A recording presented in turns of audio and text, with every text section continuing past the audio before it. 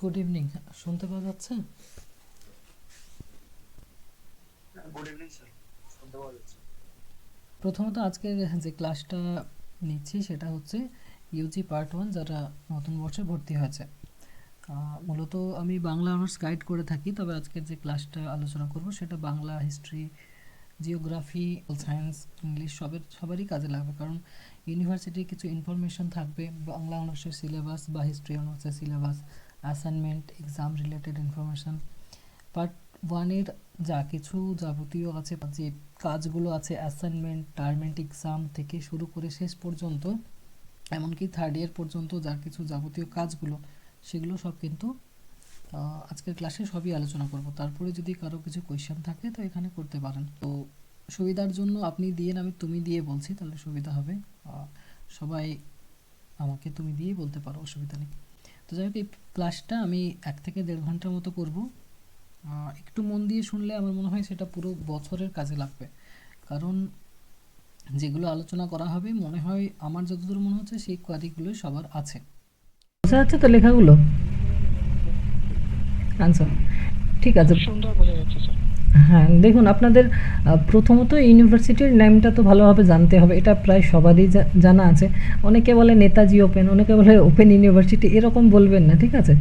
First হচ্ছে আপনার ইউনিভার্সিটির নাম হচ্ছে Netaji Subhash open university, short ফর্মে বলা হয় NSOU, ঠিক আছে? আর এটা আমি দেখেছি বেশিরভাগ স্টুডেন্টের একটা কনফিউশন থাকে, হয়তো তাকে কেউ বলে দিল যে নেতাজি সুভাষ ওপেন ইউনিভার্সিটিতে পড়ছি, ওপেন ইউনিভার্সিটি দেখে দেখে লিখতে হয়, কোনো ভ্যালুয়েশন নেই, মার্কশিটের ফালতু এরকম কিছু একটা বলে দেয়।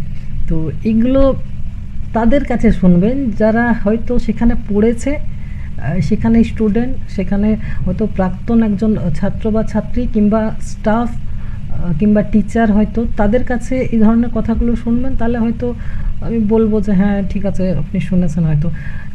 কারো কাছে এমনি নর্মাল মানুষের কাছে শুনবেন যে নেতাজি ওপেন থেকে করছে, সার্টিফিকেটে ভ্যালুয়েশন নেই, এগুলো প্রথমত বিশ্বাস করবেন না। আর বিশ্বাস কখন করবেন? যখন সেটা যুক্তি থাকবে, ঠিক আছে? কথাটার যুক্তি যখন থাকবে। এখানে দেখুন নেতাজি সুভাষ ওপেন ইউনিভার্সিটির ব্যাপারে আমি কিছু একটা কথা বলছি। ন্যাক, ন্যাক আশা করি আপনারা সবাই জানেন, National Assessment and Accreditation Council. NAAC কি না? ন্যাক হচ্ছে একটা সরকারি সংস্থা, ভারত সরকারের, যেখান থেকে মানে স্বীকৃতি দেওয়া হয় এবং মূল্যায়ন করা হয় বিভিন্ন ইউনিভার্সিটি এবং কলেজকে। ভারতবর্ষের যে কলেজ বা ইউনিভার্সিটিগুলো আছে সেগুলোকে স্বীকৃতি দেওয়া হয় এবং মূল্যায়ন করা হয়ে থাকে। তো এই যে ন্যাক সমস্ত কলেজ ইউনিভার্সিটিকে স্বীকৃতি দিচ্ছে, মূল্যায়ন দিচ্ছে, তো ন্যাকের ভিজিট হয় বিভিন্ন ইউনিভার্সিটি কলেজে সরকারের তরফ থেকে। সেখান থেকে দেখো A গ্রেড পেয়েছে নেতাজি সুভাষ ওপেন ইউনিভার্সিটি। অনেক কলেজ ইউনিভার্সিটি আছে যেগুলো হয়তো B গ্রেডে আছে, B+ আছে, সেক্ষেত্রে কিন্তু Netaji Subhash open university A grade পেয়েছে। এখান থেকে বুঝতে পারছেন যে ভারত সরকার থেকে ইউনিভার্সিটিটা A গ্রেড পেয়েছে। দ্বিতীয়ত হচ্ছে ইউজিসি। ইউজিসির ফুল ফর্ম হচ্ছে ইউনিভার্সিটি গ্র্যান্টস কমিশন।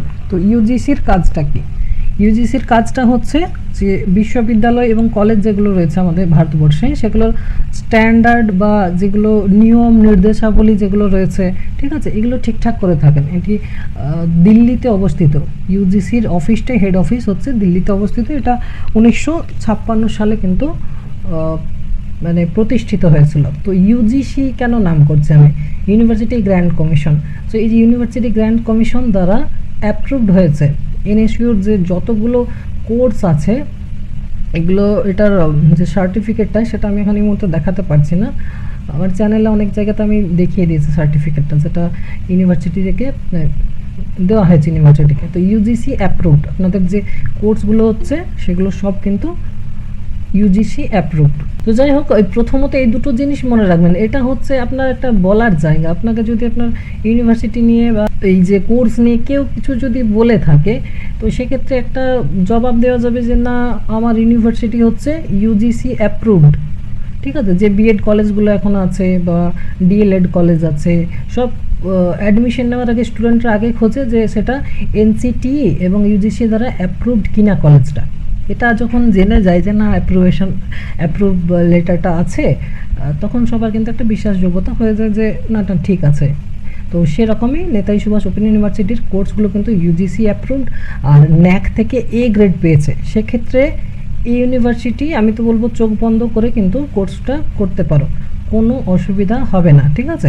এটা দিয়ে পরবর্তীতে এসএসসি প্রাইমারি যদি মাস্টার ডিগ্রি কেউ করে থাকে পরবর্তীতে, সেক্ষেত্রে কিন্তু সে নেট সেট পর্যন্ত বসতে পারবে। আর যে কোর্সটা তোমাদের, সেই কোর্সটার নাম হচ্ছে ইউজি। ইউজি মানে হচ্ছে আন্ডার গ্র্যাজুয়েশন। এটার প্যাটার্নটা হচ্ছে কিন্তু সিবিসিএস। সিবিসিএস মানে হচ্ছে চয়েস বেসড ক্রেডিট সিস্টেম। আগে কি হতো না, অ্যানুয়াল সিস্টেমে গ্র্যাজুয়েশন হতো, মানে বছরে একবার পরীক্ষা হতো, আর ইন্টারনাল বা অ্যাসাইনমেন্ট যেটা সেটাও একবারই হতো, মানে পুরো বছরের পরীক্ষা একবারে হতো। তো সেটা সিবিসিএস প্যাটার্নে কি হচ্ছে না, তোমার সেমিস্টার সিস্টেম হয়ে যাচ্ছে, একটা বছরকে দুটো সেমিস্টারে ভাগ করে দেওয়া হচ্ছে, অর্থাৎ 3টে বছর গ্র্যাজুয়েশনের দুটো দুটো করে সেমিস্টার, অর্থাৎ একটা গ্র্যাজুয়েশন কোর্সে 6টা সেমিস্টারে পরীক্ষা হচ্ছে। তো সেই সিবিসিএস প্যাটার্নে চয়েস বেসড ক্রেডিট সিস্টেম, আরেকটা কি হচ্ছে না, ক্রেডিট সিস্টেম থাকছে। আমরা তো এরকম নম্বর দেখি যে ফার্স্ট ডিভিশন সেকেন্ড ডিভিশন হচ্ছে, মার্কস পাচ্ছে, পার্সেন্টেজ সেটার হচ্ছে, কিন্তু এর সঙ্গে সঙ্গে কি হচ্ছে, নম্বর প্রদানের সাথে সাথে এবার থেকে ক্রেডিটও প্রদান করা হচ্ছে। সেটা কখন থেকে শুরু হয়েছে, নেতাজি সুভাষ ওপেন ইউনিভার্সিটিতে 2021 সাল থেকে। তোমরা ইউজি কোর্সটা 2024 সালের ব্যাচ, তো 2021 সাল থেকে এটা শুরু হয়েছে। এর আগে এখানে বিডিপি কোর্স ছিল, যেটাকে বলা হতো ব্যাচেলার ডিগ্রি প্রোগ্রাম, বিডিপি। এটা অ্যানুয়াল সিস্টেমে ছিল 2020 সাল পর্যন্ত বিডিপি কোর্স চলেছে এনএসইউতে। এরপরে সেটা হয়ে গেছে ইউজি। এটাও গ্র্যাজুয়েশন নেই, বিডিপিটাও গ্র্যাজুয়েশন, ইউজিটাও গ্র্যাজুয়েশন, কিন্তু দুটোর মধ্যে তফাৎ হচ্ছে কি না, বিডিপি হচ্ছে অ্যানুয়াল সিস্টেমে, কিন্তু ইউজিটা হচ্ছে তোমার সেমিস্টার সিস্টেমে। সিবিসিএস বললাম, সিবিসিএস মানে হচ্ছে চয়েস বেসড ক্রেডিট সিস্টেম, নম্বরের সাথে সাথে কিন্তু ক্রেডিটও প্রদান করা হবে। টোটাল 140 ক্রেডিট থাকবে তোমাদের গ্র্যাজুয়েশনের 3 বছরে। ক্রেডিটটা কি সেটা নিয়ে পরে আরও আলোচনা করছি। তো আশা করি বুঝতে পারছো যে তোমাদের গ্র্যাজুয়েশনটা হচ্ছে সিবিসিএস প্যাটার্ন, অ্যানুয়াল সিস্টেমে নয়। যদিও নেতাজি সুভাষ ওপেন ইউনিভার্সিটিতে সেমিস্টার সিস্টেমে তোমাদের মার্কশিটগুলো দেওয়া হবে, তোমাদের পড়াশোনাও সেমিস্টার সিস্টেমেই চলবে, কিন্তু পরীক্ষা কিন্তু একসাথেই হচ্ছে। মানে সিবিসিএস প্যাটার্ন হয়ে গেলেও পরীক্ষা কিন্তু বছরে একবারই দিতে হবে। ফাইনাল পরীক্ষা এখন পর্যন্ত যা চলছে তাতে ফাইনাল পরীক্ষা ফার্স্ট ইয়ারের একবার দিতে হবে, সেকেন্ড ইয়ারের একবার দিতে হবে, থার্ড ইয়ারের একবার দিতে হবে। মানে সিস্টেমটা হয়ে গেল সিবিসিএস, কিন্তু পরীক্ষা অ্যানুয়াল সিস্টেমে কিন্তু থেকে গেছে। একবার অ্যাসাইনমেন্ট দিতে হচ্ছে আর একবার ফাইনাল এক্সাম, মানে ফাইনাল পরীক্ষা বছরে একবার করেই দিতে হবে। এটা কিন্তু সিবিসিএস প্যাটার্নের সিস্টেম নয়, তবুও এনএসইউতে এই সিস্টেমটা এখন চলে আসছে, মানে অ্যানুয়াল সিস্টেমের মতো পরীক্ষাটা হচ্ছে, কিন্তু মার্কশিট যখন পাবে তখন দেখবে প্রতি বছর দুটো করে মার্কশিট পাবে। ফার্স্ট সেমিস্টারে সেকেন্ড সেমিস্টারে মার্কশিট, মানে ফার্স্ট ইয়ার, সেকেন্ড ইয়ারে থার্ড সেমিস্টার, ফোর্থ সেমিস্টারে মার্কশিট, মানে মার্কশিটগুলো কিন্তু সেমিস্টার ওয়াইজই দেবে, কিন্তু পরীক্ষা একসাথে কিন্তু হচ্ছে, মানে অ্যানুয়াল সিস্টেমের মতো পরীক্ষাটা হচ্ছে। তো আশা করি বুঝতে পারলে এই ব্যাপারগুলো, যে এনএসইউ সংক্রান্ত ইনফরমেশনগুলো কিন্তু মনে রাখাটা জরুরি প্রতিটা স্টুডেন্টের। আর এই যে সার্টিফিকেটগুলো কিন্তু অল ইন্ডিয়া ভ্যালিড, যে কোনো চাকরির পরীক্ষায় কিন্তু অ্যাপ্লাই করা যাবে। গ্র্যাজুয়েশন করার পরে যদি ডিএলএড করো বা বিএড করো, এসএসসি পরীক্ষায় বসতে পাবে। এখান থেকে এমএ করলে নেট সেট এসএলএসটি সব কিছুই পরীক্ষা দেওয়া যাবে। চাকরির ক্ষেত্রে যদি প্রমোশন দরকার হয় সেক্ষেত্রেও কিন্তু এগুলো সবই ভ্যালিড। তো অনেকে শুনেছি এরকম প্রশ্ন করে থাকে যে ওপেনে পড়ে মানে কোনো কিছু ভ্যালিড নেই, তো তাদেরকে এই জিনিসগুলো অন্তত বলে দেওয়াটা আমার মনে হয় জরুরি, বা নিজেও জানা দরকার যে এনএসইউ কিন্তু ইউজিসি দ্বারা অ্যাপ্রুভড। ইউজিসি কয়েক বছর পর পরই তাদের ইউনিভার্সিটির লিস্টগুলো প্রকাশ করে যেগুলো তাদের আন্ডারে আছে। তো নেতাজি সুভাষ ওপেন ইউনিভার্সিটি এমনিতেই ন্যাক থেকে এ গ্রেড পেয়েছে, মানে সেটা ভেবেই দেখো যে এ গ্রেড পাওয়াটা কিন্তু সহজ নয়। অনেক কলেজ ইউনিভার্সিটি আছে বি গ্রেড আছে, বি প্লাসে আছে, সেখানে নেতাজি সুভাষ মুক্ত বিশ্ববিদ্যালয় কিন্তু এ গ্রেডে রয়েছে। তো এর সার্টিফিকেটও নিশ্চয়ই সেরকমই ভ্যালিড হবে, যেহেতু ন্যাক থেকে যখন সে এ গ্রেড পেয়েছে। এটা কিন্তু national Assessment and Accreditation council, এটা কিন্তু আমাদের ভারতের জাতীয়, এটা কিন্তু বেঙ্গলের নয়। ইউজিসিটাও কিন্তু বেঙ্গলের নয়, ইউজিসির যেটা তোমার অফিস সেটা হচ্ছে দিল্লিতে। এগুলো আশা করি বুঝতে পারলে। এবারে ব্যাপার হচ্ছে তোমাদের সাবজেক্ট এবং পেপার, কি কি সাবজেক্ট পড়বো সেটা জানার আগে আমার মনে হয় জানা দরকার কি কি ধরনের সাবজেক্ট পড়বো। গ্র্যাজুয়েশনে একটা পেপারের ওপর অনার্স থাকে, তারপরে পাস থাকে, কম্পালসারি থাকে। তো সেগুলো এখানে পাস, কম্পালসারি, অনার্স এরকম বলা হচ্ছে না। যেগুলো অনার্স পেপার সেগুলোকে বলা হয় সিসি পেপার, মানে কোর কোর্স। সিসি মানে হচ্ছে কোর কোর্স। আচ্ছা, আমার আওয়াজটা ঠিকঠাক শোনা যাচ্ছে তো?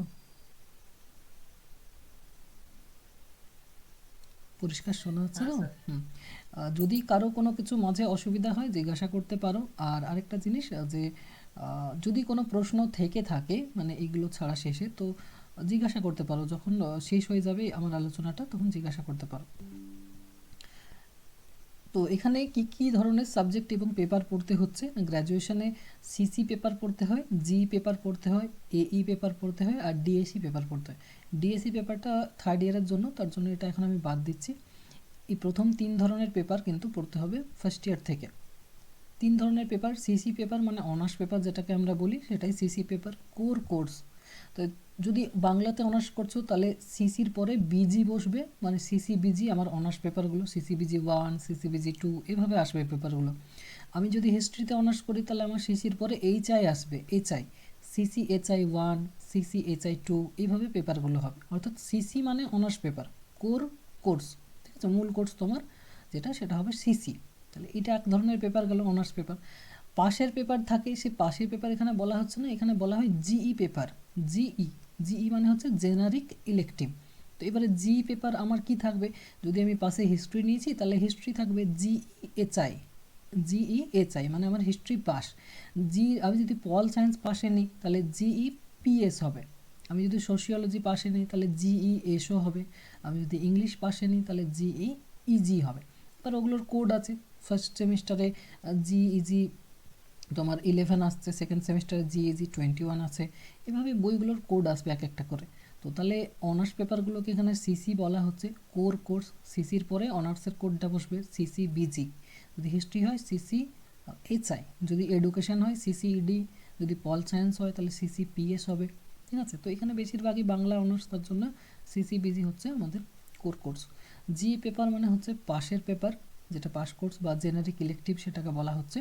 তো সেটা হিস্ট্রি, পল সায়েন্স, সোশিওলজি যে যেরকম নিয়ে থাকে। বাংলার সঙ্গে যেগুলো কম্বিনেশন থাকে পাশের পেপার সেগুলো হচ্ছে হিস্ট্রি, পল সায়েন্স আর হচ্ছে ইংলিশ।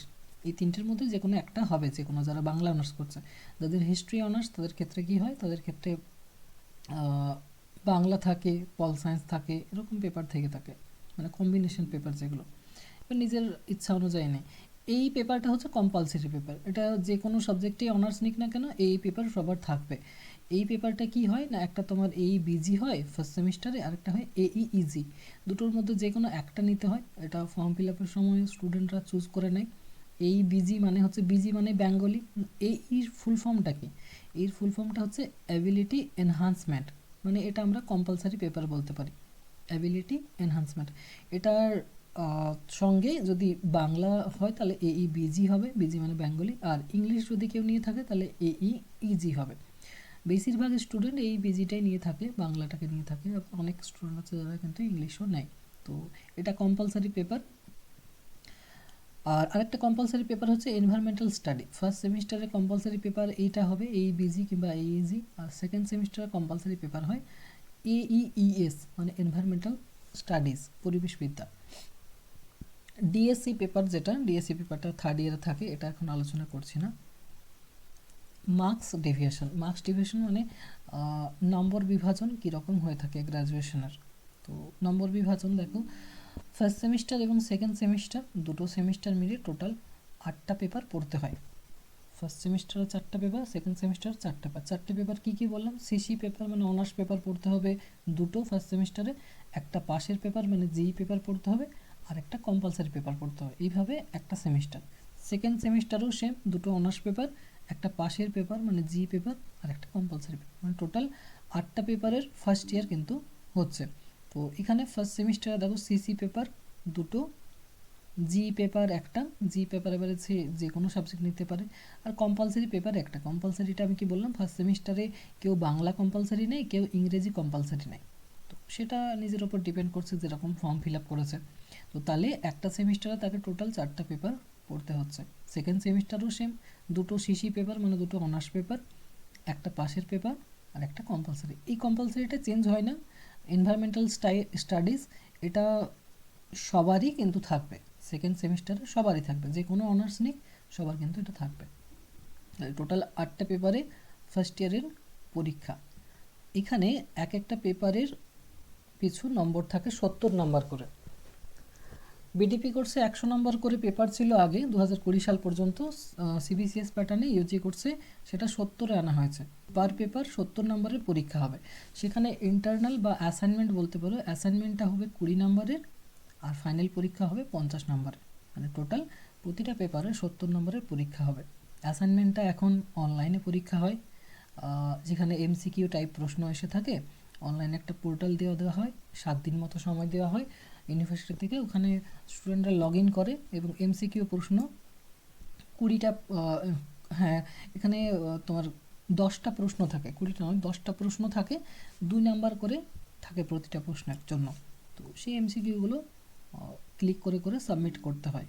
তো এটা অনেকটাই সহজ অ্যাসাইনমেন্টটা, যেহেতু অনলাইনে হচ্ছে এবং এমসিকিউ টাইপ প্রশ্নে হচ্ছে। তো 10টা প্রশ্নে পরীক্ষা হয় 2 নাম্বার করে, 20 নাম্বার। আর ফাইনাল পরীক্ষাটা হবে সম্পূর্ণ অফলাইনে, এটা 50 নম্বরের পরীক্ষা হয়।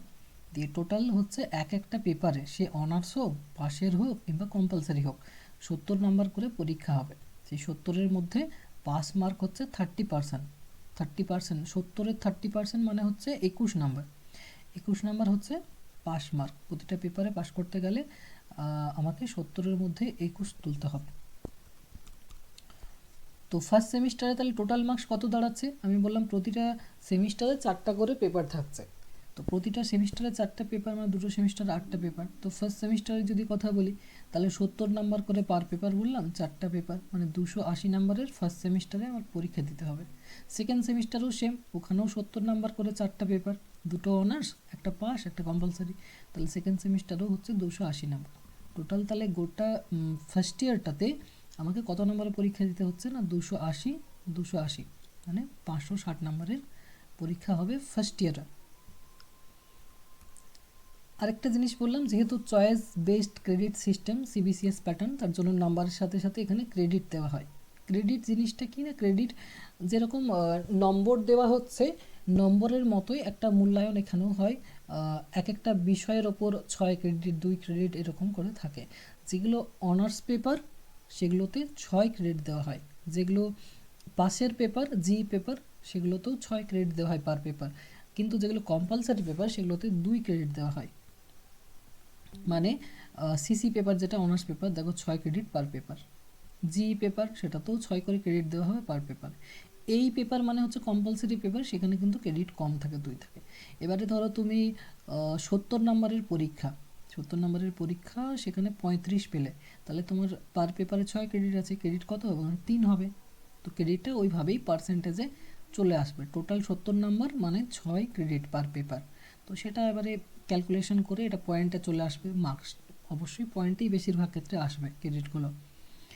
তো এইভাবে ক্রেডিট যদি টোটাল করি তাহলে কীরকম হবে না, ফার্স্ট সেমিস্টারে আমার টোটাল ক্রেডিট কত হচ্ছে?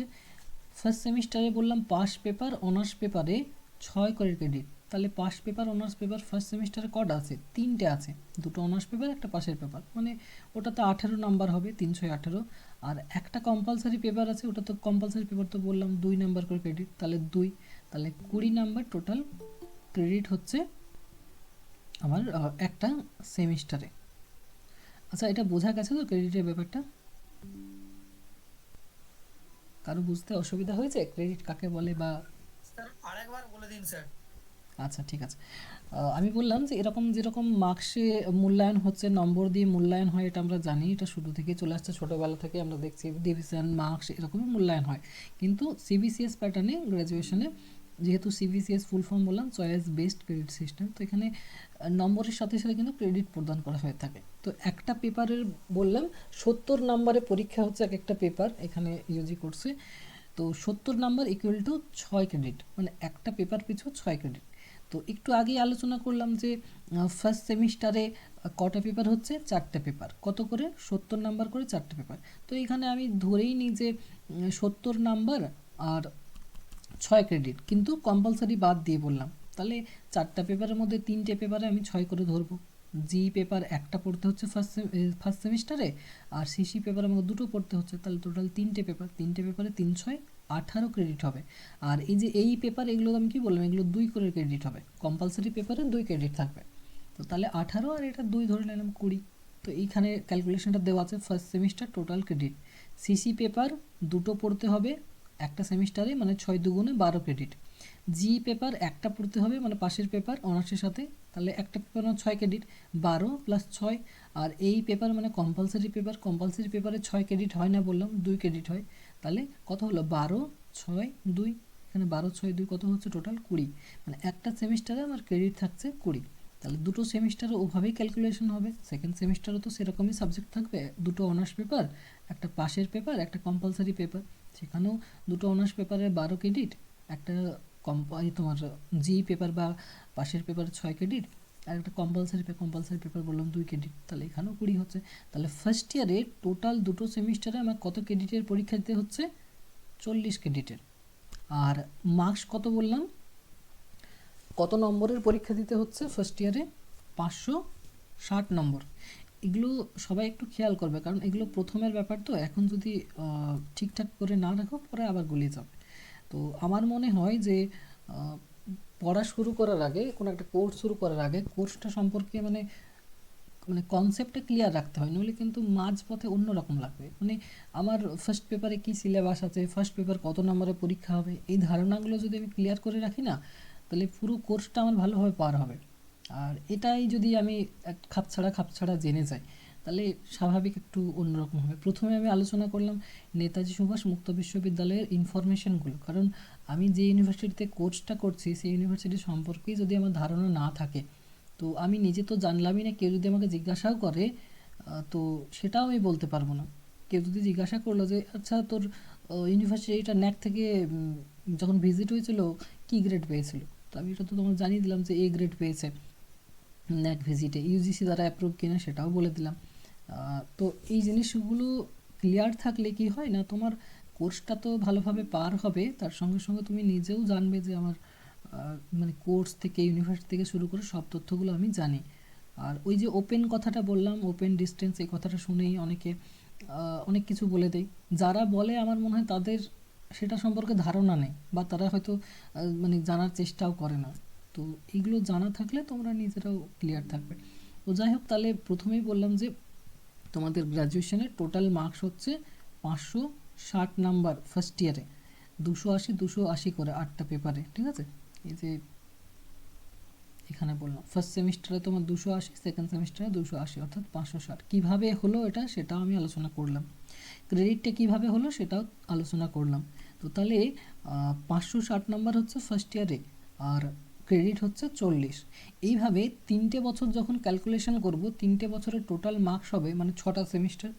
ফার্স্ট ইয়ারে যদি 2টো সেমিস্টার হয়, সেকেন্ড ইয়ারে 2টো সেমিস্টার, থার্ড ইয়ারে 2টো সেমিস্টার, টোটাল হচ্ছে 6টা সেমিস্টার।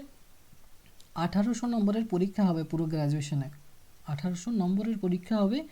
আর ক্রেডিট কত হবে? 140 ক্রেডিট হবে, 140। তার মধ্যে ফার্স্ট ইয়ারে কিন্তু 40 ক্রেডিট হচ্ছে। এই ক্রেডিটটা এরকমই দেবে, ফার্স্ট ইয়ারে 40, সেকেন্ড ইয়ারে 52, থার্ড ইয়ারে 48, এরকম কিছু একটা ক্যালকুলেশন হবে। যাই হোক, এখন সেকেন্ড ইয়ার থার্ড ইয়ার আমি আলোচনা করছি না। তো ফার্স্ট ইয়ারের ক্ষেত্রে তোমার 40 ক্রেডিট হবে, আর 560 নাম্বারের 8টা পেপারের পরীক্ষা হবে। এটা কিন্তু সব সাবজেক্টের ক্ষেত্রে, যে কোনো সাবজেক্ট আর্টস গ্রুপে যতগুলো রয়েছে, বাংলা, ইতিহাস, ইংরেজি, সব সাবজেক্টের ক্ষেত্রে কিন্তু একই রকম।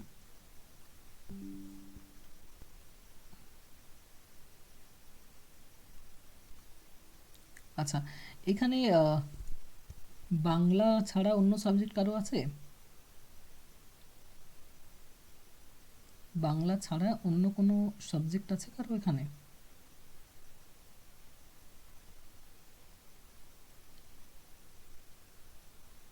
আচ্ছা, সবার বাংলা আছে তো, তাহলে আমি বাংলা অনার্স নিয়ে আলোচনা করবো, কিন্তু সেই জন্যই জিজ্ঞাসা করলাম। শিবশঙ্কর সামন্ত বাংলা সাবজেক্ট না অন্য সাবজেক্ট আছে? হুম হুম, ঠিক আছে। আমি তাহলে বাংলা অনার্সের সিলেবাসটা এরপর আলোচনা করছি, তার জন্যই জিজ্ঞাসা করলাম। তো দেখো, বাংলা অনার্সের পার্ট 1 আলোচনা করছি এখন। পার্ট 2 পার্ট 3 জানার দরকার নেই, আগে পার্ট 1টা জেনে নাও, ক্লিয়ার হয়ে যাবে, তারপরে পার্ট 2 পার্ট 3টা জানবে। বা যখন পড়বে তখন তো আমি সেকেন্ড ইয়ার থার্ড ইয়ার যখন শুরু হয় তখন আবার ক্লাস নেই, সেকেন্ড ইয়ার থার্ড ইয়ার এরকম ক্লাস একটা, সেটা জয়েন করে সিলেবাসটা তখন জানতে পারবে।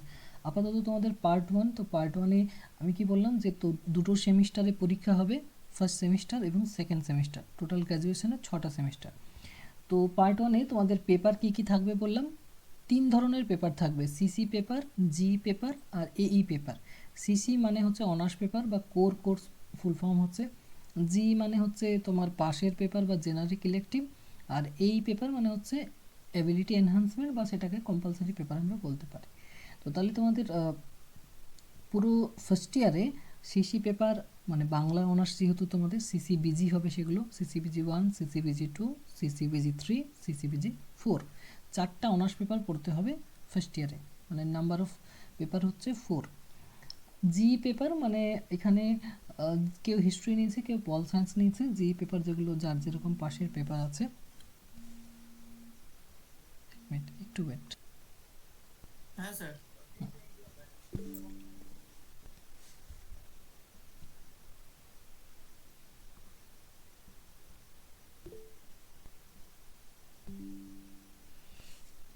তো যেটা আলোচনা করছিলাম, বাংলা অনার্সের ফার্স্ট সেমিস্টার, ফার্স্ট সেমিস্টারে কি বললাম না, অনার্স পেপার দুটো থাকবে, একটা হচ্ছে সিসিবিজি 1, একটার নাম হবে সিসিবিজি 2।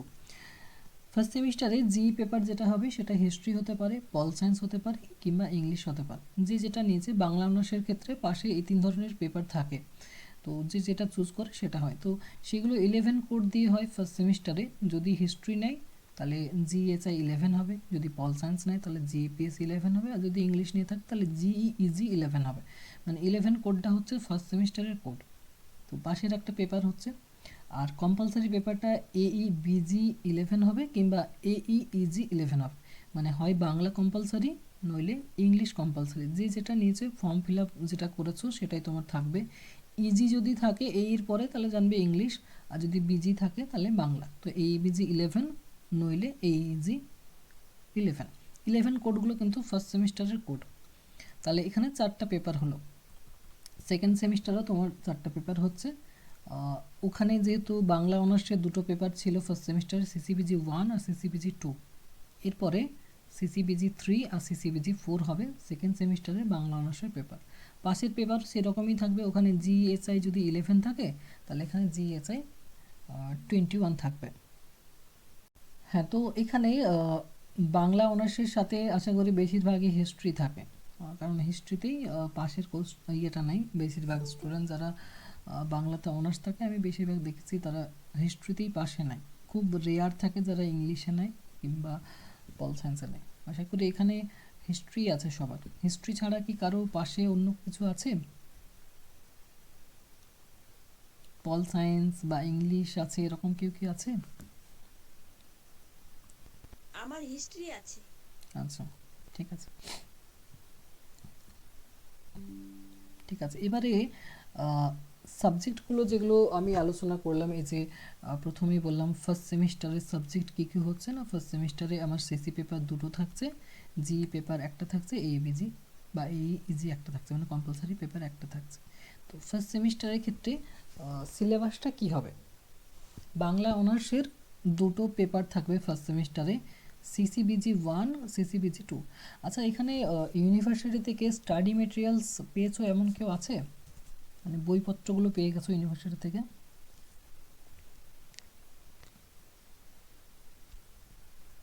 যদি পেয়ে না থাকো তাহলে নিজস্ব স্টাডি সেন্টারে কন্ট্যাক্ট করবে। যেটা ফর্ম ফিল আপ করেছিলে, ফর্ম ফিল আপের যে পেমেন্ট রিসিপ্ট কপিটা আছে সেটা নিয়ে কিন্তু দেখা করবে। সেখানে দেখবে তোমার স্টাডি মেটেরিয়ালসের যে পেপারগুলো আছে সেই পেপারগুলোর নাম লেখা থাকবে। ওখান থেকে বেশ কিছু স্টাডি সেন্টার আছে যেখানে কিন্তু তাবাসসুম খাতুন পেয়েছ। আচ্ছা, স্টাডি সেন্টারে লাইব্রেরি কার্ডও অনেক স্টাডি সেন্টার আছে যেখানে লাইব্রেরি কার্ড দেয়, ওখানে সাবজেক্টগুলো লিখে দেয় কোন কোন পেপারগুলো দেওয়া হলো।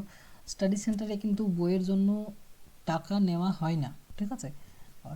এনরোলমেন্ট সার্টিফিকেট তোমরা আশা করি পেয়ে গেছো, অনলাইনেও দেওয়া হয়েছে আর অফলাইনেও দেওয়া হচ্ছে স্টাডি সেন্টার থেকে। যদি একবারও স্টাডি সেন্টারে যাওনি তাহলে এনরোলমেন্ট সার্টিফিকেটটাও তোমার তোলা হয়ে যাবে, ওটা তো দেবে না ক্যান্ডিডেট ছাড়া।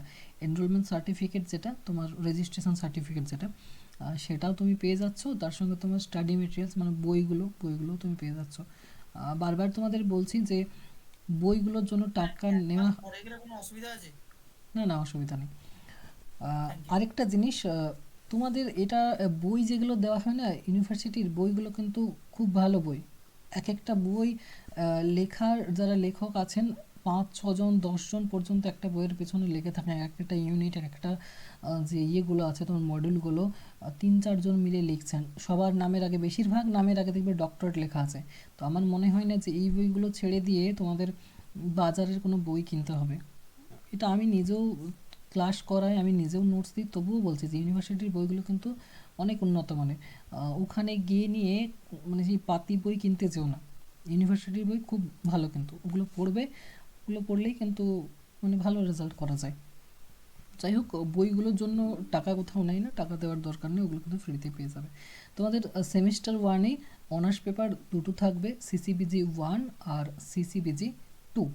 দুটো দু রকমের পেপার, একটা সাহিত্যের ইতিহাস আর একটা ভাষা ইতিহাস, ভাষা বিজ্ঞান নিয়ে, ঠিক আছে? তো সাহিত্যের ইতিহাস এটা উচ্চ মাধ্যমিকে প্রায় সবারই জানা আছে যে সাহিত্যের ইতিহাসে কী কী থাকে, কিন্তু সাহিত্যের ইতিহাস এখানে কিন্তু পুরোটা নেই। সাহিত্যের ইতিহাস প্রাচীন যুগ আর এবং মধ্যযুগ, এই দুটো যুগ থাকবে। কারণ বাংলা সাহিত্যের ইতিহাসের 3টে যুগ রয়েছে, প্রাচীন যুগ, মধ্যযুগ এবং আধুনিক যুগ। আধুনিক যুগটা তোমরা অন্য পেপারে পাবে, এখানে প্রাচীন যুগ এবং মধ্যযুগ থাকবে। তো প্রাচীন যুগ মধ্যযুগের মধ্যে কি কি থাকবে? প্রাচীন যুগে তো আমরা জানি যে একমাত্র সাহিত্যিক নিদর্শন হচ্ছে চর্যাপদ। প্রাচীন যুগে তোমরা চর্যাপদ পাবে এবং চর্যাপদ কিছু কিছু সাহিত্য যেগুলো রয়েছে সেগুলো পাবে সংস্কৃত ভাষায় বা মাগধী প্রাকৃত ভাষায়।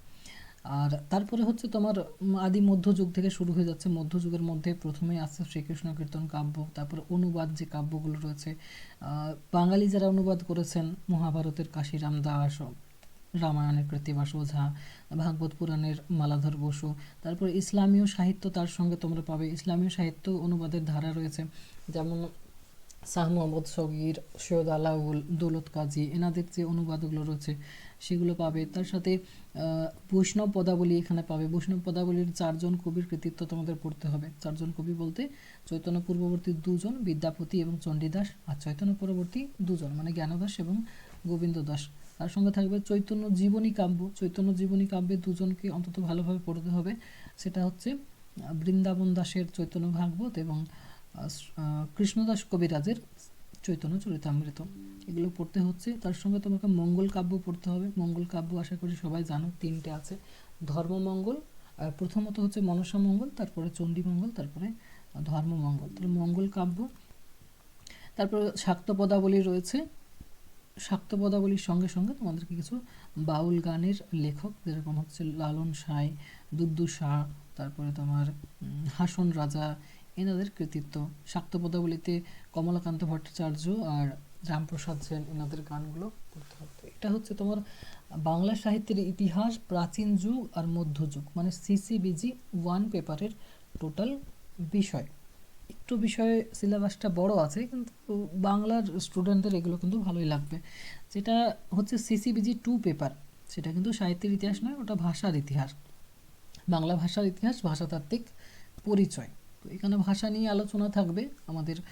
বাংলা ভাষা তো থাকছেই, তার সঙ্গে সঙ্গে তোমার ভারতের যে ভাষাগুলো রয়েছে, প্রথমত তোমার প্রাচীন ভারতীয় আর্য ভাষা বা আর্য ভাষার যে বিবর্তন বা আর্য ভাষার যে ভাগগুলো রয়েছে, প্রাচীন ভারতীয়, মধ্য ভারতীয়, নব্য ভারতীয় আর্য ভাষা, সেখান থেকে কিভাবে বাংলা ভাষার উদ্ভব হলো, আমাদের বাংলা ভাষার যে স্তরগুলো রয়েছে, প্রাচীন বাংলা, মধ্য বাংলা এবং অন্ত বাংলা বা আধুনিক বাংলা যেটাকে আমরা বলি এখনকার যে বাংলাটা, সেটা বাংলা ভাষার যে উপভাষা রয়েছে 5টা উপভাষা, সেগুলোর পরিচয়, সেগুলোর ধ্বনিতাত্ত্বিক, রূপতাত্ত্বিক বৈশিষ্ট্য, তারপরে সাধু ভাষা, চলিত ভাষা, এদের সম্পর্কে জানতে হবে, এদের পার্থক্য কী আছে, ব্যবহার কী আছে। আর তার সঙ্গে সবথেকে শেষে থাকছে তোমার মডেল 4 দেখবে বাংলা শব্দ ভাণ্ডার। বাংলা শব্দ ভাণ্ডারে যে ধরনের শব্দগুলো রয়েছে, মৌলিক শব্দ, আগন্তুক শব্দ বা তোমার নবগঠিত শব্দ, এগুলো সম্পর্কে আলোচনা। তো বাংলা অনার্সে তোমাদের ফার্স্ট যে সেমিস্টার, সেখানে দুটো অনার্স পেপার পড়তে হচ্ছে, একটা হচ্ছে সিসিবিজি 1, একটা হচ্ছে সিসিবিজি 2। সিসিবিজি 1 মানে বাংলা সাহিত্যের ইতিহাস, সিসিবিজি 2 মানে বাংলা ভাষার ইতিহাস। এটা গেল অনার্সের। এর সঙ্গে তোমাদের সবারই বলছে হিস্ট্রি পাশে রয়েছে, তাহলে হিস্ট্রি পাশে কি থাকবে? হিস্ট্রি পাশের যে পেপারটা ফার্স্ট সেমিস্টারে, সেটাকে বলা হয় GEHI 11। জিই মানে জেনারিক ইলেকটিভ, এইচআই মানে হিস্ট্রি, আর 11টা হচ্ছে ফার্স্ট সেমিস্টারের পাস বা কম্পালসারি পেপারের কোড।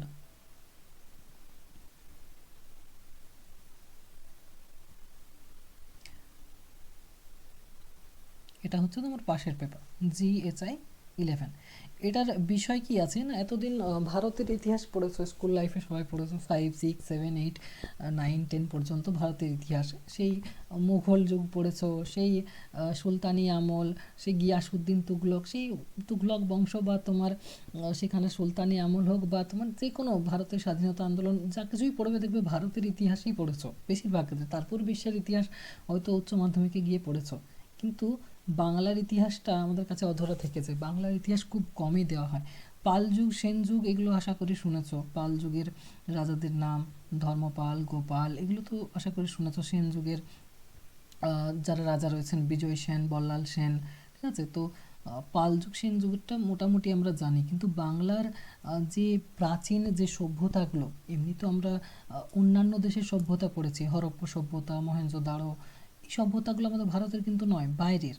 কিন্তু ভারতের মধ্যে পশ্চিমবঙ্গ তথা বাংলাদেশ এবং পশ্চিমবঙ্গ মিলে যেটা অবিভক্ত বাংলা ছিল, সেই বাংলার ইতিহাসটা কিন্তু এতদিন পর্যন্ত মানে খুব একটা সিলেবাসে ছিল না। তোমাদের গ্র্যাজুয়েশনের ফার্স্ট ইয়ারে, সেকেন্ড ইয়ারে সেই বাংলার ইতিহাসটা কিন্তু তোমরা পাবে। মানে পূর্ব ভারতের ইতিহাসটা হচ্ছে তোমাদের প্রাচীন বাংলা থেকে একবারে 1203 থেকে 1204 সাল পর্যন্ত, মানে প্রাচীন বাংলা থেকে 1203-4 সাল পর্যন্ত বাংলার যে ইতিহাস, বাংলার বিভিন্ন সভ্যতা ধ্বংসপ্রাপ্ত যেগুলো পাওয়া গেছে মাটির নিচে, সেই ইতিহাসগুলো তোমরা পাবে জিএচআই 11 পেপারে। সেখানে বিভিন্ন জনপদ, ষোড়শ মহাজনপদ আশা করি সবাই পড়েছো।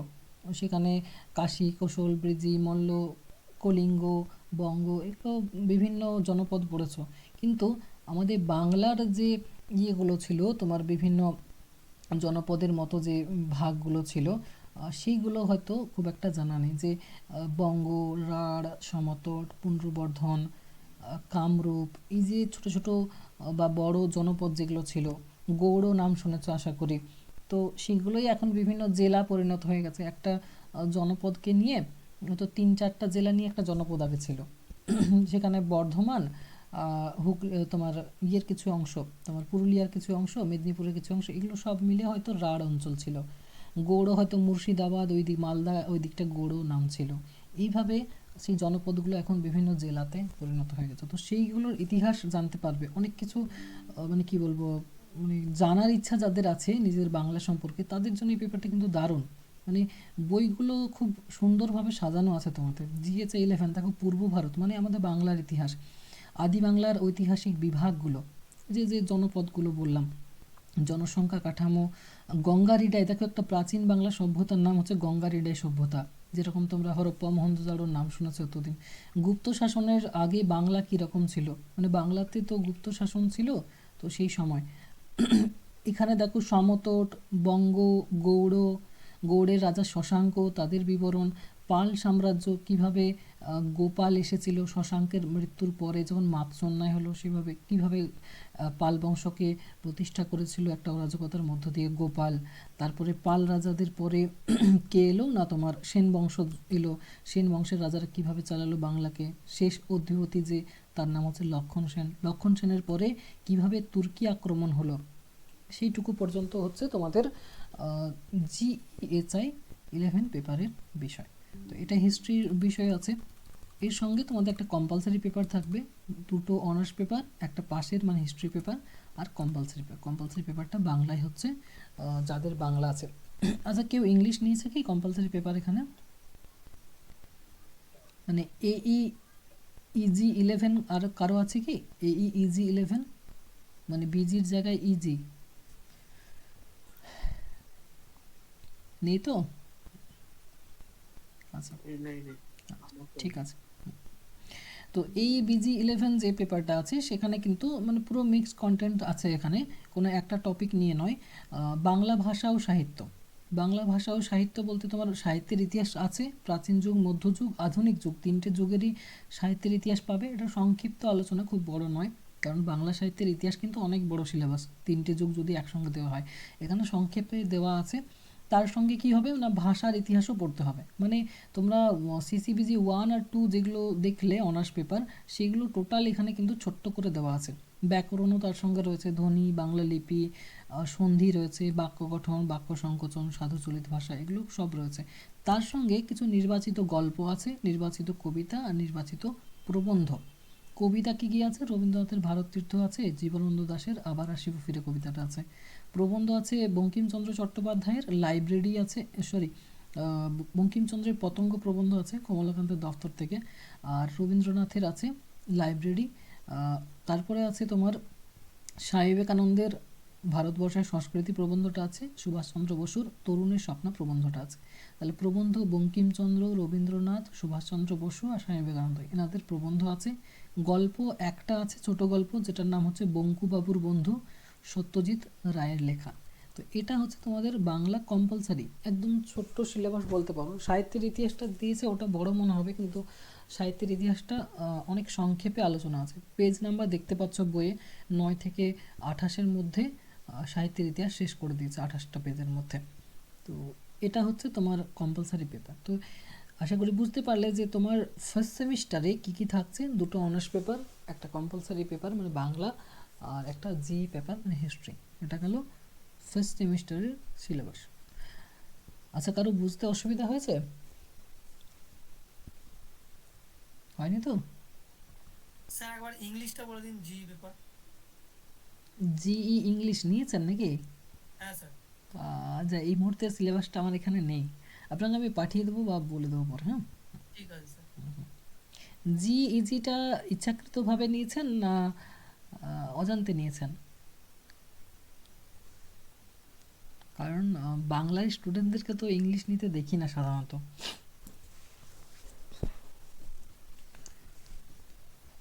এমনি নিয়েছি স্যার, কোনো অসুবিধা নেই। আচ্ছা, আমি যে হিস্ট্রিটা পেয়েছি, এই হিস্ট্রিটা যে দিয়েছে আমাকে বইটা, হুম, ওটা তো স্যার ইংলিশে, রিডিংটা ইংলিশ। আচ্ছা, হয়তো বাংলা ভার্সন বই অ্যাভেলেবেল ছিল না, তার জন্য ইংলিশে দিয়েছে। ওটা কি চেঞ্জ করা যায় কলেজে?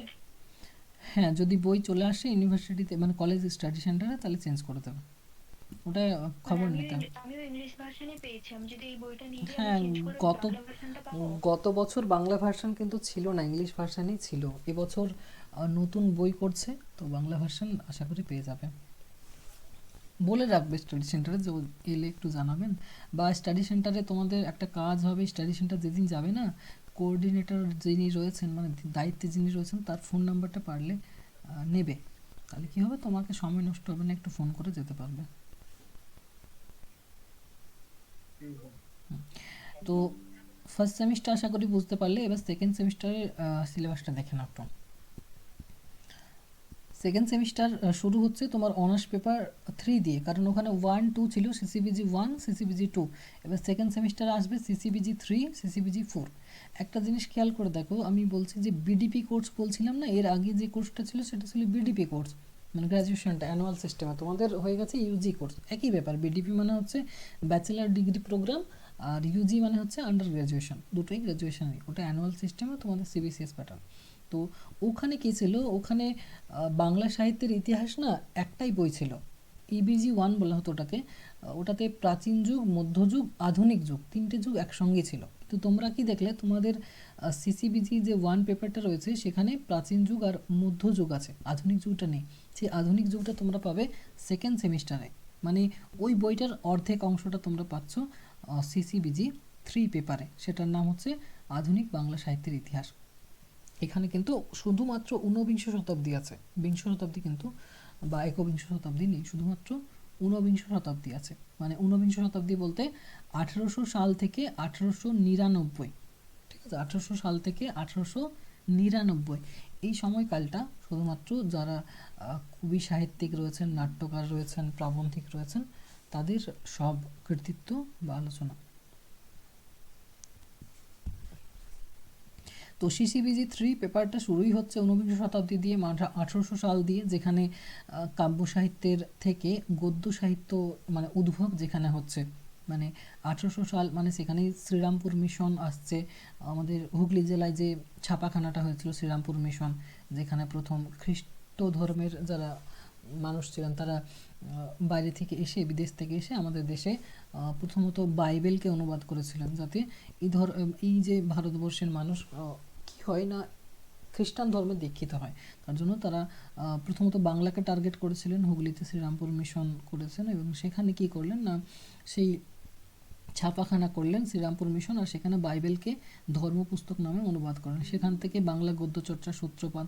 ফোর্ট উইলিয়াম কলেজ হলো কলকাতাতে, যেখানে ইংরেজদেরকে বাংলা শেখানোর জন্য সেই কলেজে বিভিন্ন বই লেখা হলো শুধুমাত্র তাদের জন্য, তাদেরকে বাংলা শেখানোর জন্য। তাহলে সেই প্রতিষ্ঠানগুলো তৈরি হলো ব্রিটিশদের দ্বারা।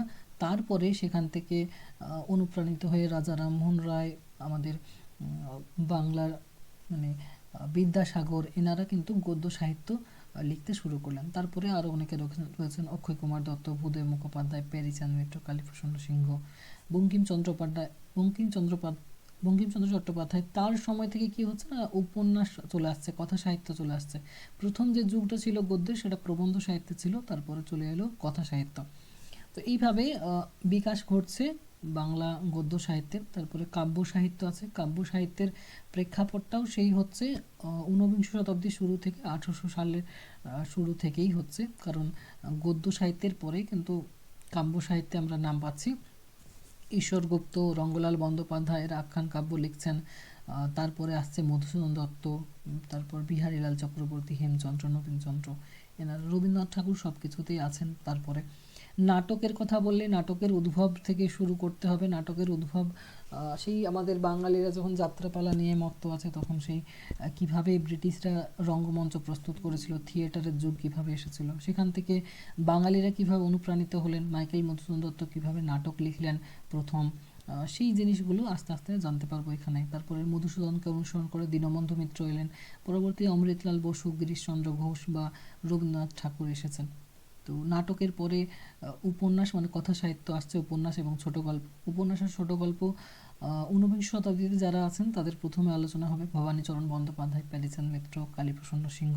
তারপরে আস্তে আস্তে মানে ঊনবিংশ শতাব্দীর দ্বিতীয় অর্ধ আলোচনা হবে। এখানেও রবীন্দ্রনাথ ঠাকুর আছেন, কারণ রবীন্দ্রনাথ ঠাকুর হচ্ছেন ছোট গল্পের স্রষ্টা। বাংলা ছোট গল্পের স্রষ্টা বলতে আমরা রবীন্দ্রনাথ ঠাকুরকেই জানি।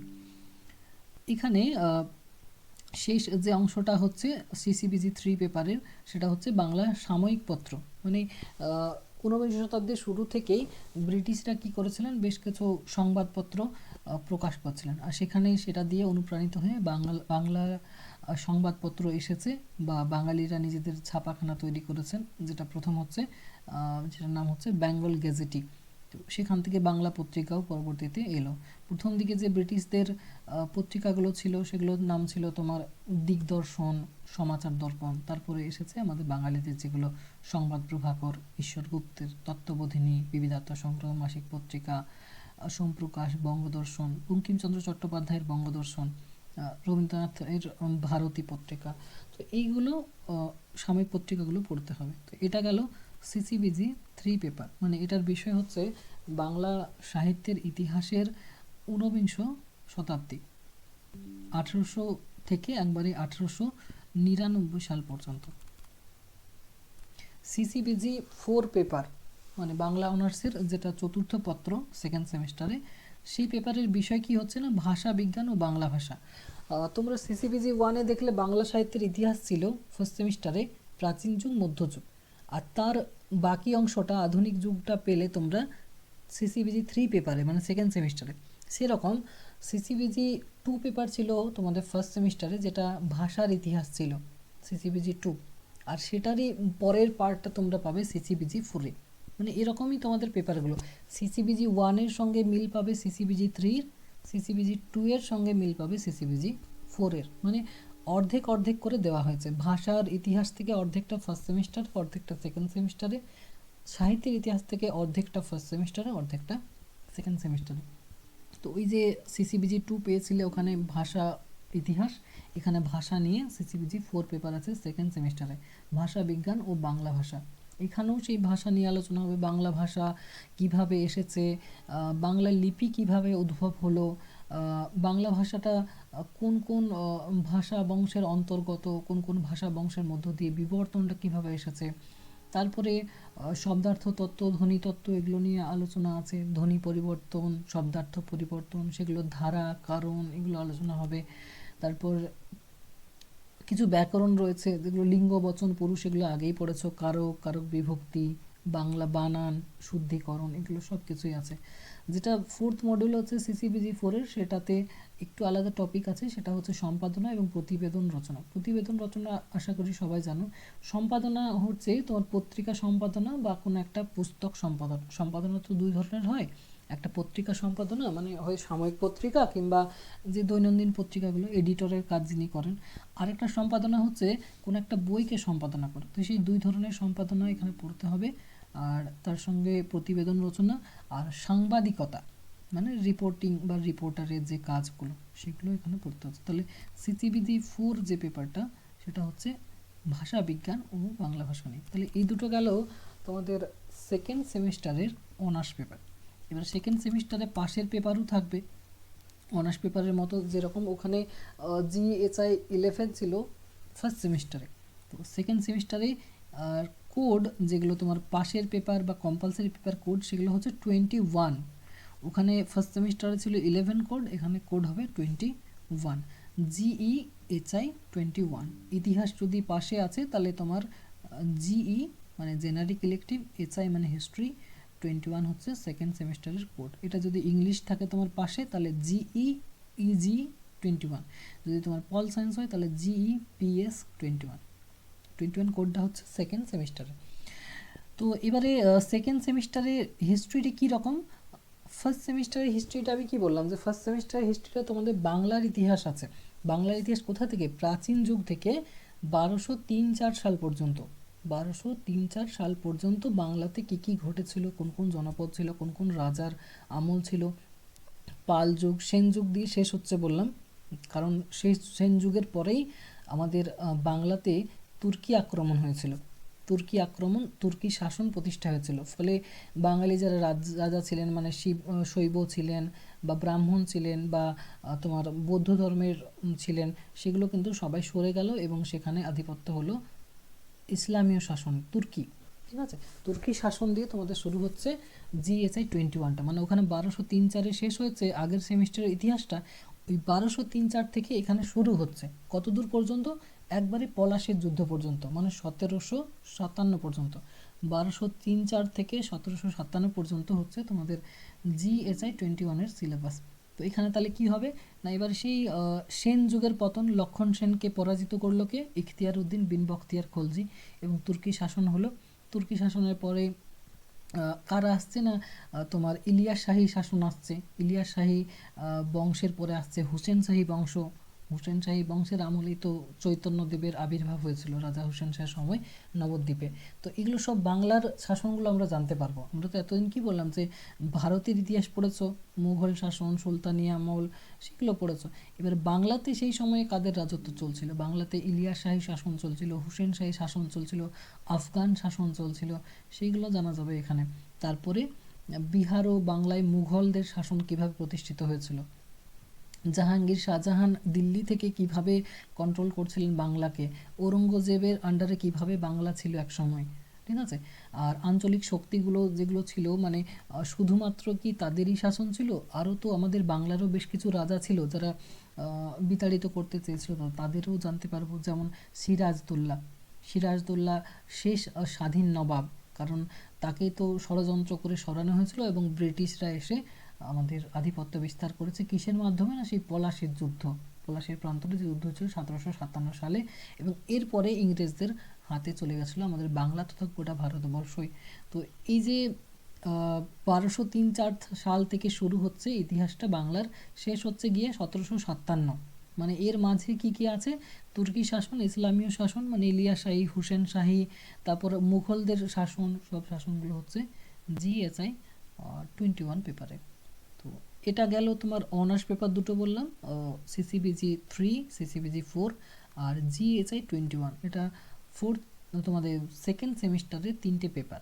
4 নম্বর পেপার হচ্ছে তোমার কম্পালসারি পেপার এক মিনিট, এখানে আরও টপিক কিছু রয়েছে মডুলে।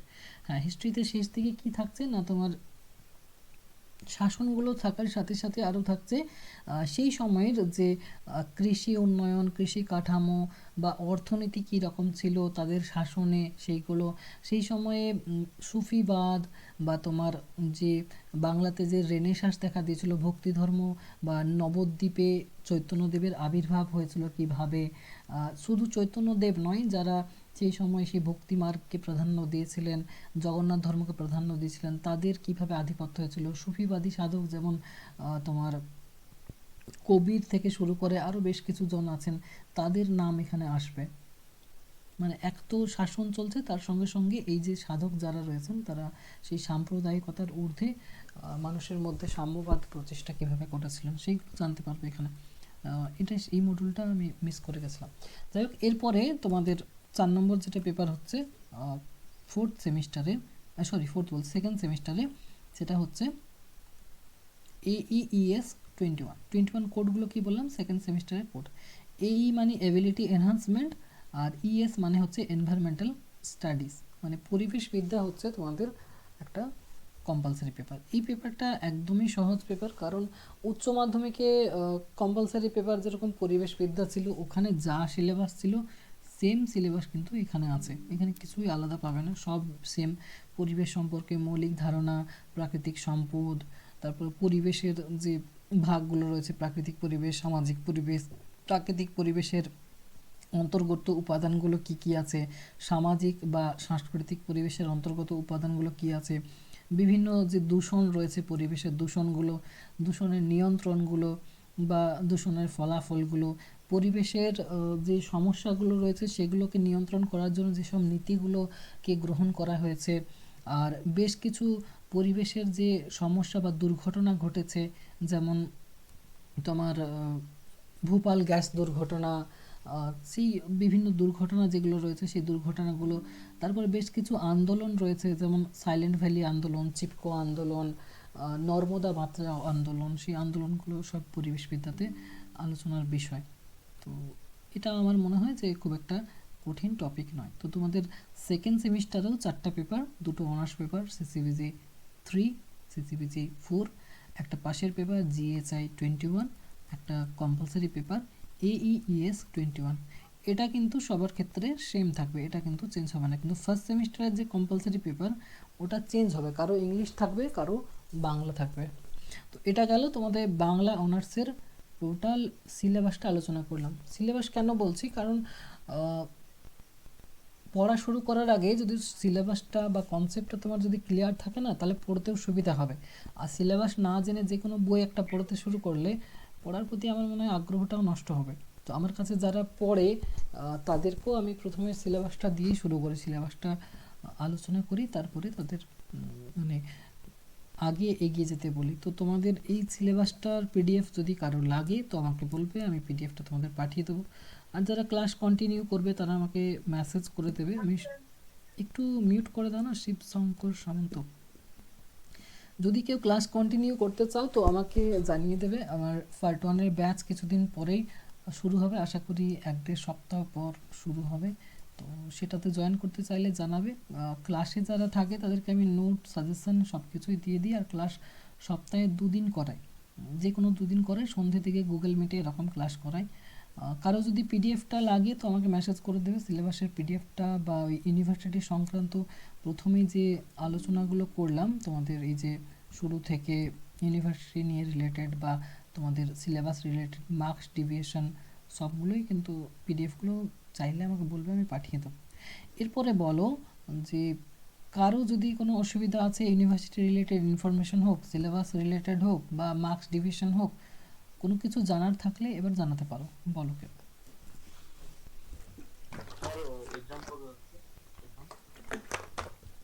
এক্সাম বলে দিচ্ছি, এক্সামটা এই লাস্ট যেটা এক্সাম হলো পার্ট 1-এর, সেটা হয়েছে পূজার পরে।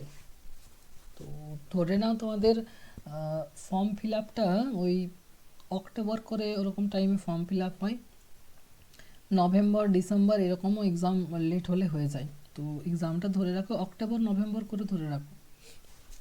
তার আগে অ্যাসাইনমেন্ট হবে। তোমাদের অ্যাসাইনমেন্টটা অনলাইনে হয় বললাম, 20 নম্বরের অ্যাসাইনমেন্ট প্রতিটা পেপারের, সেটা 10টা করে এমসিকিউ হয়।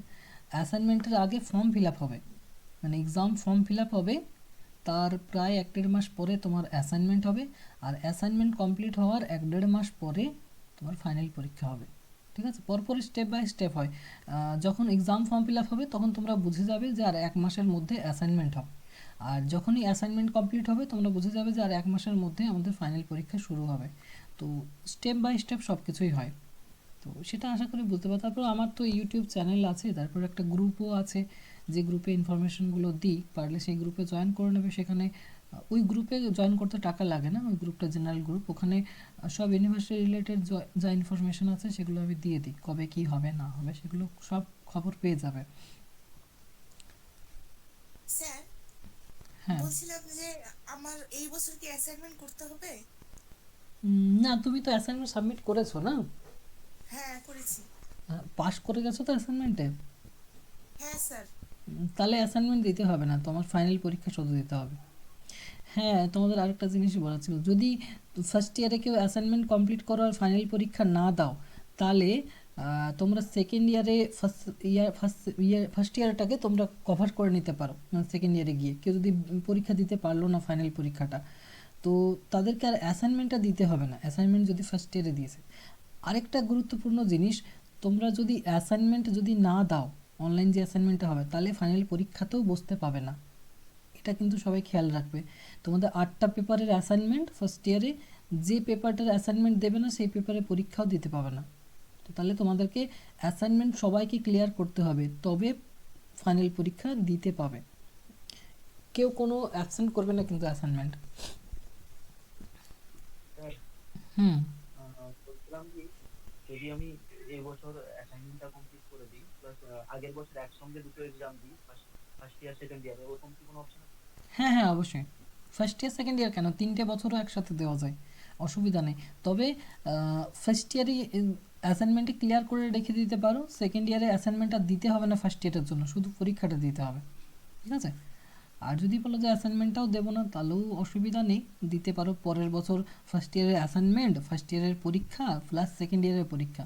এমনও স্টুডেন্ট আছে যে 3টে বছরে একসাথে পরীক্ষা দিয়েছে, first year second year third year, মানে কোনো বছর পরীক্ষা দিয়ে 3টে। এরকমও হয় তো? হ্যাঁ, এরকম হয়েছে, কিন্তু কিন্তু তখন অনলাইন চলছিল, যেহেতু লকডাউনের সময় ছিল না, তো অনলাইন এমসিকিউ টাইপের পরীক্ষা হচ্ছিল, তো তার পরীক্ষা দিতে কতক্ষণ লাগবে, এমসিকিউ প্রশ্ন দেখে দেখে তো অ্যান্সার দিচ্ছিল বাড়িতে বসে পরীক্ষা, তো তাতে হচ্ছিল। এবারে অফলাইন পরীক্ষা হয়ে গেছে, এখন এত চাপ নিতে পারবে? তোমাদের 8টা পেপার ফার্স্ট ইয়ারে, সেকেন্ড ইয়ারে 10টা পেপার, আর থার্ড ইয়ারে 8টা পেপার, মানে এদিকে কত, 8 8 16, আর এদিকে 10, 26টা পেপারের পরীক্ষা। মানে অবস্থা কি হবে ভাবো, অফলাইন পরীক্ষা দেওয়া যায় যদি, হ্যাঁ, যদি কেউ, কি শুনতে পেলাম না। এক্সাম হলে আছে মানে কোনো আটটা দেয় দিবে? না, ওটা ডিপেন্ড করছে স্টাডি সেন্টারের উপরে, এরকম নিয়ম কিছু নেই, এখন খাতা আরই করে দিচ্ছে।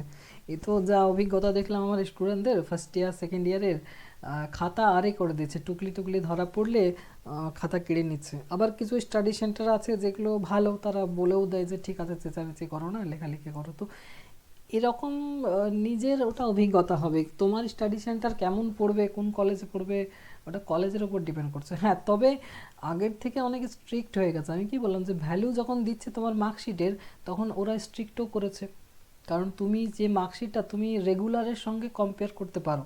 কারণ তুমি এখান থেকে যদি গ্র্যাজুয়েশন পাস করে যাও, তুমি বিএড করতে পারবে, ডিএলএড করতে পারবে, এমনকি এসএসসিতে বুঝতে পারবে। তাহলে তুমি যখন রেগুলারের সঙ্গে সব কিছুতেই কম্পিটিশন করছো, তাহলে তোমার পরীক্ষাটাও তো একটু স্ট্রিক্ট হবে না? তো খাতা আরই করে দেয়, কিন্তু আরই মানে কি, টুকলি ধরা পড়ছে ধরো, এবার স্যারটার উপর ডিপেন্ড করছে, যেরকম স্যার হবেন উনি যদি আরই করে দেন, তাহলে তোমার নষ্ট হয়ে যাবে কয়েকটা বছর। তো আমার মনে হয় খুব কঠিন নয় বিষয়গুলো, যেহেতু বাংলা অনার্স নিয়েছো নিশ্চয়ই ভেবে শুনে নিয়েছো। যদি এটা ভেবে নিয়েছো যে বাংলা সহজ, তাহলে আমি বলবো ভুল করেছো, বাংলা সহজ নয়। ইতিহাস সহজ বলো, ঠিক আছে মেনে নেবো, কিন্তু বাংলা সহজ বললে বুঝতেই পারছো, সাহিত্যের ইতিহাস, ভাষার ইতিহাস, এটা কিন্তু লিটারেচার না, এটা একটা সাহিত্যের পেপার, ভাষার পেপার, একটা ভাষা। বাংলা হচ্ছে একটা ভাষা, ইংরেজি হচ্ছে একটা ভাষা, সংস্কৃত হচ্ছে একটা ভাষা। এই ভাষার পেপারে অনার্স নিলে কঠিন হয়। ইতিহাস ভূগোল এগুলো তো ভাষার পেপার নয় না, লিটারেচার নয়। তো যাই হোক, তবে বাংলা নিয়েছো ভুল করনি, কেননা বাংলাটা যদি পড়ো অনেক কিছু শিখতে পারবে। মানে বাংলা এমন একটা সাবজেক্ট, নিজের চরিত্র পর্যন্ত বদলে দিতে পারে, নিজের চরিত্রে অনেক কিছু বৈশিষ্ট্য চেঞ্জ হয়ে যাবে দেখবে। 3 বছর একটু মন দিয়ে পড়লে আমার মনে হয় অনেক কিছু শেখা যায় বাংলা ভাষা থেকে। যাই হোক, ঠিক আছে, আজকে এ পর্যন্তই থাক। আরও কারো কিছু কি জানার আছে? নেই? যদি কেউ টিউশন করতে চাও তো আমাকে জানিয়ে দেবে, যখন ব্যাচ শুরু হবে আমি তখন তোমাদেরকে জয়েন করে নেবো। ঠিক আছে, গুড নাইট সবাইকে।